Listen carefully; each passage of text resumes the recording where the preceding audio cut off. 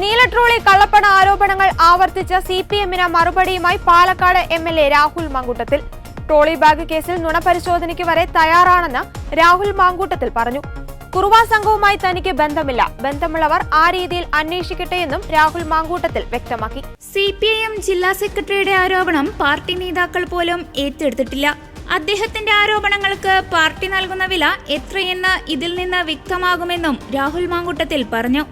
ഏത് അന്വേഷണത്തെയും സ്വാഗതം ചെയ്യുന്നുവെന്നും ആ പെട്ടിയടക്കാൻ കോൺഗ്രസ് ഉദ്ദേശിച്ചിട്ടില്ലെന്നും രാഹുൽ മാങ്കൂട്ടത്തിൽ കൂട്ടിച്ചേർത്തു.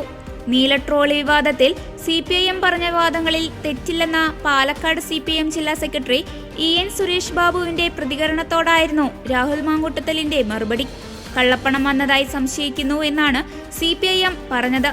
ഹോട്ടലിൽ എന്തിന് ഫെനി വന്നു എന്നതാണ് ചോദ്യം. കോൺഗ്രസ് നേതാക്കളുള്ള മുറിയിലേക്ക് എന്തിനെ പെട്ടിക്കൊണ്ടുവന്നു എന്ന ചോദ്യവും EN സുരേഷ് ബാബു ആവർത്തിച്ചു. പോലീസ് കുറുവ സംഘത്തെ ചോദ്യം ചെയ്യുന്നത് പോലെ കോൺഗ്രസ് നേതാക്കളെ ചോദ്യം ചെയ്താൽ കള്ളപ്പണം വന്ന വിവരം പുറത്തുവരും. പോലീസിന് ഇതിന് പരിമിതിയുണ്ടാകും. CCTV ദൃശ്യങ്ങൾ പുറത്തു വന്നതാണ്.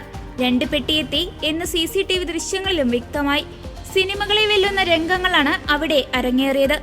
എന്തിനാണ് പരിശോധന നടന്ന ദിവസം രാത്രി താൻ കോഴിക്കോടാണെന്ന് രാഹുൽ വിളിച്ചു കൂവിയതെന്നും CPM ജില്ലാ സെക്രട്ടറി ചോദിച്ചു.